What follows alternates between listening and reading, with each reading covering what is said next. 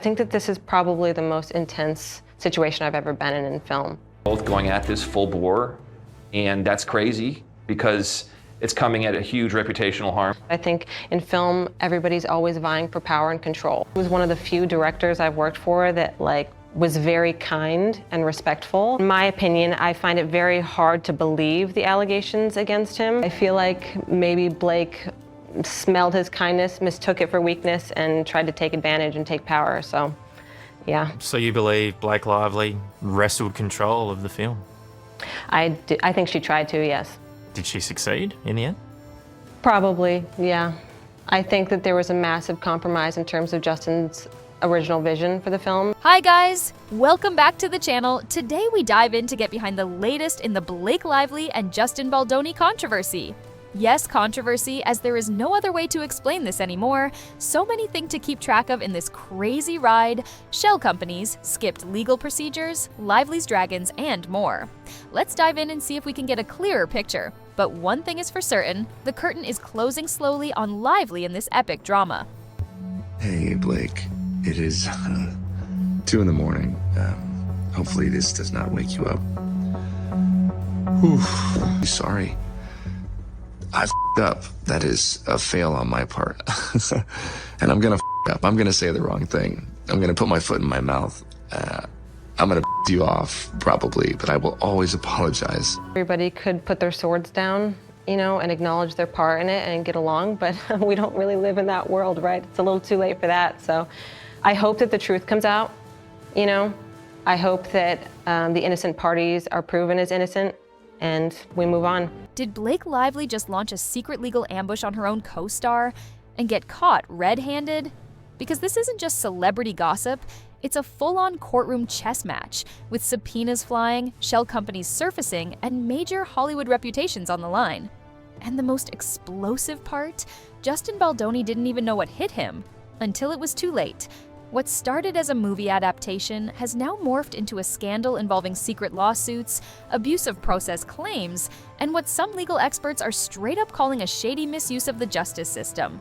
Buckle up, because the truth behind this case is messier than the script of It Ends With Us. This all started with what looked like your average adaptation drama. A best-selling novel, a couple of big names attached, and the usual Hollywood marketing machine. But somewhere between table reads and trailers, the vibe shifted. Blake Lively, one of the film's stars, quietly filed a lawsuit, but not under her own name. No, that would be too easy. Instead, the suit came from a company called Vanzan Inc. Sounds generic? That's the point. Vanzan Inc. is a company tied to Blake, but on paper, it looked like just another Delaware LLC. The lawsuit was filed in New York's Supreme Court Civil Division. But here's where it gets shady. Just 4 days after filing, a subpoena was issued to PR executive Stephanie Jones. And the kicker? The lawsuit was withdrawn just weeks later. This wasn't a slow-burning legal complaint, it was a surgical strike, one that caught Justin Baldoni, his studio Wayfarer, and their legal team completely off guard. They had no idea this was happening, no chance to fight it, no notification. And suddenly their private communications were in someone else's hands. So, how did Blake pull this off? With a loophole so sneaky, it would make a corporate lawyer blush. By filing the case under a shell company and using John Doe defendants, she sidestepped the usual legal process and served a subpoena that required no prior notice to the other side. Legal experts didn't mince words. One called it super shady. Another described it as a ruse to get discovery materials for a completely unrelated cause. Some are even calling it an abuse of process, a legal term for using the court system for something it was never meant to do. Here's the real bombshell. Even though the lawsuit claimed Blake didn't know who she was suing, she somehow knew exactly who to subpoena. Just 4 days later, she had a subpoena out to Stephanie Jones. That's not legal magic. That's a calculated move. Now, let's talk about Vanzan Inc., the ghost company at the center of this scandal. On paper, it looks like your average low-profile business.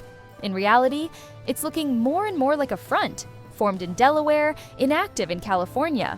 Forfeited by the Franchise Tax Board, this company screams placeholder.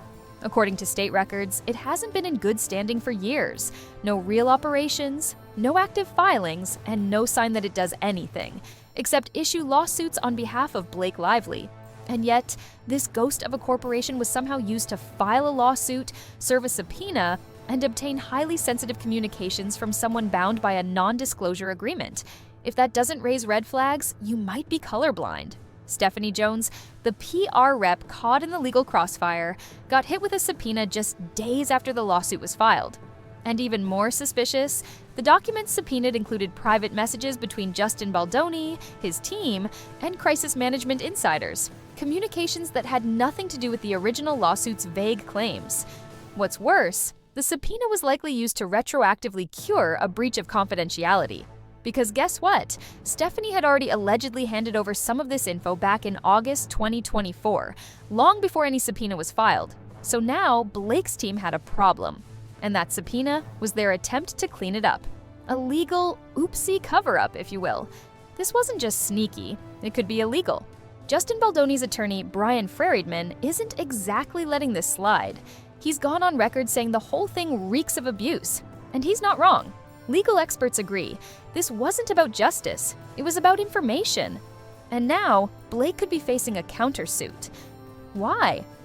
Because if you file a lawsuit knowing full well who you're going after while pretending not to, just to get around proper notification, that's not clever, that's malicious. Friedman is preparing to take action, and now Blake and her legal squad might be on the defensive, accused of using the courts to gather dirt, not seek justice. It doesn't stop at lawsuits. The consequences here could go way deeper. If Wayfarer Studios pushes hard, they might try to have Blake's attorneys disqualified from the case, citing ethical misconduct. That's a big deal. Legal disqualification isn't just embarrassing, it could derail her whole legal strategy. And it gets worse. The courts can issue sanctions, monetary fines, public rebukes, and more if they decide her team manipulated the system. That's not just bad press, that's career-ending territory in the legal world. One expert called this tactic a violation of professional ethics and judicial integrity. Another said it's the kind of move that could get lawyers disbarred, and all because someone wanted a few private messages that maybe, just maybe, shouldn't have been handed over in the first place. If this wasn't already a mess, the media spin made it worse. Outlets like Daily Mail and Deadline initially refused to name the parties involved in the lawsuit. They claimed to have seen the subpoena, but didn't disclose who filed it. Suspicious, right? YouTuber and commentator without a crystal ball called them out. Hard.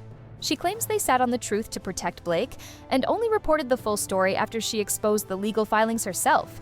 She also alleges Daily Mail tried to take credit for her findings, after ignoring them. If true, it paints a bleak picture of how celebrity media and PR teams play defense, especially when the narrative starts slipping. At its core, this isn't just about lawsuits. It's about what money and power let you get away with. Blake Lively has the resources to launch shadow lawsuits, hire top-tier attorneys, and navigate loopholes the average person wouldn't even know exist. Most people couldn't afford to sue an anonymous defendant on the hope they find something useful. But Blake did, because she could. That's what makes this so dangerous. This isn't a legal process anymore. It's a PR weapon, a hammer used to silence and intimidate. And if she gets away with it, others will follow. So, where does this leave us? Blake Lively may have thought she could outmaneuver her critics, but it's starting to look like she walked straight into a trap. Justin Baldoni's team now has enough ammunition to fight back, not just in court, but in the court of public opinion. Could this explode into a full-blown countersuit? Could Blake's attorneys get sanctioned? Or worse, disbarred? Could PR firms like Jones Works end up with lawsuits of their own? One thing's for sure.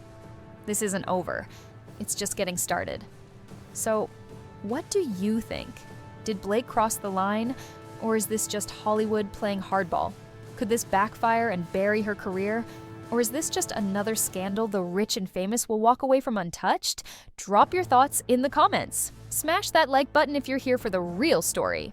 Subscribe and hit the bell, because this case is heating up, and we've got every explosive update coming your way.